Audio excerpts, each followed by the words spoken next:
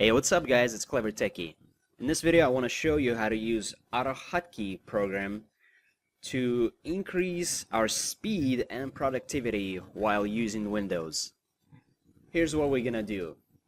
We're going to increase productivity by launching our favorite programs and switching between them using Windows Activate feature of AutoHotkey.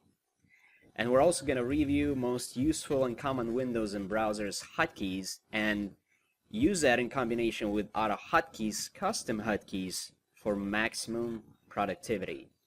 Now let me just show you what I mean real fast. I've set up my AutoHotkeys already, and I'm going to press Ctrl-Shift-F right now, and that launches Firefox. If I press Ctrl-Shift-D, that will launch Notepad and I can start taking notes. If I press Ctrl-Shift-C, that will launch Google Chrome, and I can do whatever I want here. I can search for stuff. Now, that was me launching programs that I use the most. Now, what I mean by window activation is this. If I hold down the Windows key and press D, that will activate my Notepad window. And if I hit Windows F, that will bring me back to Firefox. And I can do the same with Windows C, which will bring me back to Google Chrome. So I can just quickly switch between all these windows. And I'm actually going to show you guys a very practical way at the end of this video of how I personally use these simple hotkeys to speed up my own productivity on Windows. Anyway, let's get started. Let's go ahead and download and install AutoHotkey by going to this website, ahscript.org/download, and you want to get the installer. And once it's finished downloading, open the file, and you want to go ahead and install it. I obviously already have it installed, so you should have the install text here, so just go ahead and click on that and install. So once that installs, you're pretty much ready to use it. Go ahead and open Notepad, and in Notepad we're going to create our first AutoHotkey script. What you want to do first, once you have your Notepad open, is go to File, Save As, and when saving the file as, you definitely want to select all files because we're going to save it with AutoHotkey extension. And I'm just going to save the file to my desktop and name it script.ahk. Make sure you can have any name, but make sure it has .ahk extension. That's how AutoHotkey is going to know that we're creating a new AutoHotkey script, and click save once you're done. Now, I've prepared a very simple script that we're going to paste in here. Let me just grab this little script here. And I'm gonna go over the script real fast and tell you guys what it means, because once you understand this little script, you're gonna be able to create your own hotkeys. So first of all, the semicolon here means the AutoHotkey script is gonna ignore the following line. So this is just every line that starts with a semicolon, including this line here, and this line is just for us users to understand what's going on. AutoHotkey is not going to do anything with this. So anyway, this caret is going to be interpreted as a control key. The plus sign is going to be interpreted as a shift key. Exclamation mark is going to be our alt key, and the number sign is going to be our Windows key. So these are just for creating our own custom hotkeys. Now, in order to, let's first figure out how to launch a program. So as you can see here, I've set up my hotkey with a caret followed by a plus. So what does that mean? Well, that means Control and Shift keys pressed simultaneously, because the caret is a control key and the plus sign is a shift key. This hotkey makes up Control-Shift-D, and that's how I run Notepad. So every time you set up your own custom hotkey, you want to follow it up with a colon and then the keyword run, followed by a space, and then you would put full destination to where the program executable is located. And I'm just gonna show you guys real quick how that's done. If I'm using Windows 10 right here, and if I just type Notepad and then I right click on it, I can go to open file location, and that will tell me where the shortcut is located. And then you can just hold shift and right click on the shortcut, and you can copy as path and just paste it into your script here. And you want to remove those double quotes as well. Now, it's okay to link to run the shortcuts, but as you can see, I actually added the path where the executable is located. So it's better to create the path to the executable because your shortcuts can change over time. So just make sure that you know where the executable is located and just paste it here, depending on whatever program you want to run. Alright, once that's done, this is how you launch your custom program. This is gonna work, I've tested it. And the next thing is how to activate a program window, like I showed you guys earlier, where I was switching between windows. So I've set it up with a Windows key followed by a letter, so it's very simple. And this really helps because Windows has already pre-made hotkey, which is a Windows key, and then you can use arrows to position your windows around the screen by using their window snapping feature. So you can have a split window side by side, and at the same time, while you're activating those windows, you can actually position them, which gives you a very convenient way of managing all your windows. And I'm gonna show you what I mean later in this video. So anyway, as you can see, the number sign is our Windows key, followed by D, which means Windows key D, and then colon, and then the special command of AutoHotkey script called window activate, which activates the window. And then you want to type space followed by the name of the window. And when you open Notepad, for example, you can see its window name right at the top of the window here. And just to be sure, AutoHotkey script comes with a special program called Windows Spy.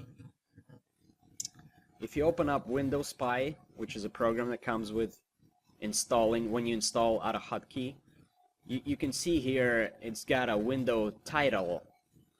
And if I click on Notepad window, at the top it's gonna show what the window name is, and you can see Notepad is here. Now this might have been obvious because you have actual Notepad text show up here in the window, but if you, for example, open up Google Chrome, that's not very apparent because there's no Chrome anywhere in here. But if you have your window Spy open and you activate Chrome window, you can see that Google Chrome is the name of the window. So all you have to do if you wanted to activate Google Chrome is just match this Chrome text, and that's it. So that's how you activate the window. You just type your shortcut followed by colon, win activate, space, and then the name of the window. Now you might have noticed another line that doesn't have a semicolon here, which is a special command in AutoHotkey script, which is set title match mode regex column. Now you don't really have to understand what it does, but what it does is just matches the window name, and we want to have that command in here if we want this to work. So that's about it. Let's just go ahead and test the script out now. you want to go ahead and open up your script.hk, and I already have it open, but I'm just gonna close it here real fast just to show you guys what I mean. I want to right click on it, and I want to go ahead and run script, and that's how you activate your script. Now if I press Ctrl-Shift-D, my notepad opens up, because that's the key hotkey that we have set up for notepad. And if I, for example, go back to Firefox and then I test the window activation feature that we just set up by pressing Windows key D, that will activate notepad. So we know that launching notepad works and activating notepad window also works. So now I'm just gonna close it, and if you go here to your taskbar, you can see that your script.hk is running, and you can right click on it and edit the script, and that's how you would edit your actual script, by adding more shortcuts, commands, whatever you want to it. Another thing that I really recommend is that you guys actually add the script to your startup folder. Let's see here. Yeah, don't forget to reload AutoHotkey script every time you modify it. And you want to watch out for any conflicts when you create your own custom hotkeys, to make sure that they don't conflict with other pre-made windows and other hotkeys. So just test out your hotkeys to make sure they don't do anything before you add them to your AutoHotkey script. And reload your AutoHotkey script by going here and moving your mouse over the script.hk, right clicking on it and clicking reload script.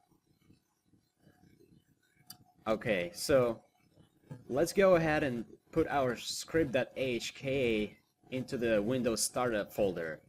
So you just want to cut or copy your script.hk, and you want to locate your Windows directory, which is Windows startup directory, which is a folder that lets Windows know what kind of programs you want to start when Windows starts, because you want to run your script when Windows starts and have all your hotkeys ready to go.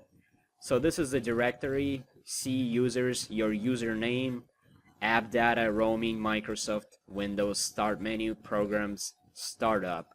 It's a very long directory, but just go ahead and navigate to it. Let me see here. Startup menu, programs, then startup, and as you can see, I have my script here in this directory. Alright, let's see what's next. Now every time Windows starts, you're gonna have that script launching from the startup menu, so you don't have to run it every time you start Windows. And let me just show you real quick what kind of very useful hotkeys that I use most of the time. I mean, there's a ton of them, but I'm gonna show you guys the most useful ones. For example, if I go to Firefox, you can press Ctrl-T and that will open up a new tab. You can press Ctrl-W to close the tab. That's very useful. And if you keep pressing Ctrl-W, that will just close Firefox. And if I open Firefox again, and the window is activated, I can just press Ctrl-L, and that will bring my activation of the window to the address bar, and then I can just start searching for something. So Ctrl-L is a useful hotkey to go right ahead and start searching. So those are the browser hotkeys that I use. Then the Windows key combined with left and right will snap windows to the screen, so you can have all kinds of split screen windows side by side, and you can minimize and maximize windows. And that's a very useful hotkey to have when activating Windows with AutoHotkey script. And I recently switched to Windows 10, and they let you do 4-way window split, and it's a very useful feature to have, and it's actually the only reason I switched to Windows 10, which allows you to have those 4 window splits, especially if you have a large monitor. So anyway, Alt F4 will close any program, and then finally I want to show you guys how I actually use AutoHotkey script combined with Windows keys to maximize my own productivity. So here we go. Alright, let's see here. This is the actual script that I'm running right now, and as you can see, I've done the same thing that I've just explained to you guys. I just added a bunch of other programs for activating my windows, and then I've added a bunch of other programs to launch my programs. And I just added this text here, which is going to be ignored by AutoHotkey, and this text here, just so I know what it does. Now, it might be useful for you to actually, you know, when you're creating a hotkey, it's pretty useful to create a letter which matches the program's first letter name, you know. Here I have a Windows A that activates Action Outline, which starts with the letter A. Here I have Win Activate Kindle, which K matches the K, and etc. You know, Firefox window, Windows F will activate Firefox, Windows C will activate Chrome, which starts with a C, etc. But you're not always gonna have this many letters, especially if you're using a lot of programs. So for example, here I have a Windows Q, which activates command prompt. The Windows C was already taken by Chrome here, so it really doesn't have to match. I found it just more useful, and I can memorize it better if they do match. But if you run out of hotkeys, you can do anything you want. You can do something like, you know, I've done here, like I've done Windows D for Notepad because it ends with a D. So just make it easier for yourself. And then same thing with launching the programs. I usually like it to have matching letters. The ones that I use for window activation, I also use them for launching programs, you know. And these all match, like the same letter that I use to launch the program, I use them to activate the window. Alright, finally, I'm gonna show you guys how I use all of this to maximize my productivity in a practical way, like what I do with this in real life. Alright, so one example that you might be doing is people might be learning how to program on their computer, right? And what do you need when you actually program? Here, I have this in my notes. Well, you use an IDE where you actually do the programming. You use a book where you learn from. You use a browser for the output to see what your website might look like after you program it. You use a console, which is a command prompt, to input commands and modify what your program does. And then what I like to do is I like to document everything that I learned from the programming by using my notes, by using a program called Action Outline. And I like to document everything that I learned because I have a really bad memory. Alright, let me show you guys what I mean. I'm gonna press Ctrl-Shift-E to launch Adobe Acrobat, and I'm gonna position this window to the side here. I'm also gonna press Ctrl-Shift-R to launch RubyMine, which is my IDE where I program things. And I'm gonna open up this Ruby on Rails book while RubyMine is launching. And let me just close Firefox here real fast so I can show you guys.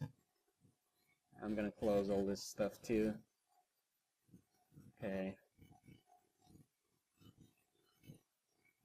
Alright, so now my my RubyMine is is not active, so I'm gonna press Windows R, and my IDE just got activated where I code. So I'm gonna position it to the right by pressing Windows and then the right key. So I have these two windows side by side. It's really useful if you have a large monitor. And don't worry if you don't see the text on screen. This is just to see where all the windows are.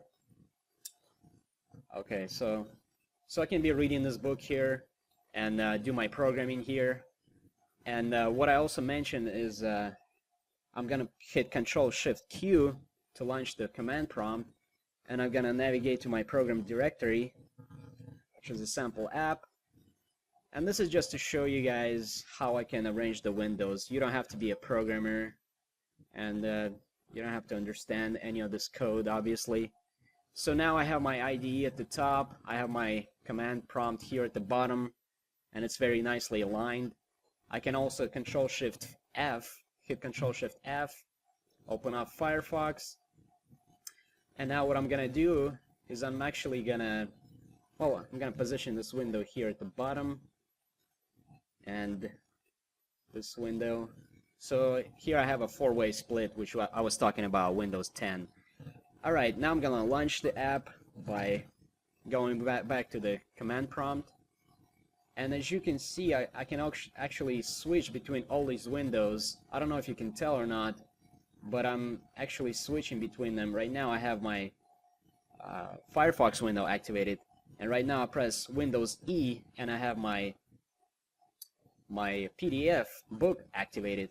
Right now I press Windows R and I'm back to my coding IDE where I type my code. And now if I press Windows Q, I'm back to my command prompt. Now you can actually click on all those windows and do the same thing, but I prefer to use hotkeys, especially if, for example, I'm reading a book, right? And then I wanted to see what my program looks like. And I don't want to do the four-way split. I just want to have my book open and take up the whole horizontal height of the screen. I can go back to the Firefox easily by pressing Windows F. That will bring me back to the Firefox, and then I can press Control L to go back to the browser bar, localhost 3000, and that will open up my app and I can see what it looks like.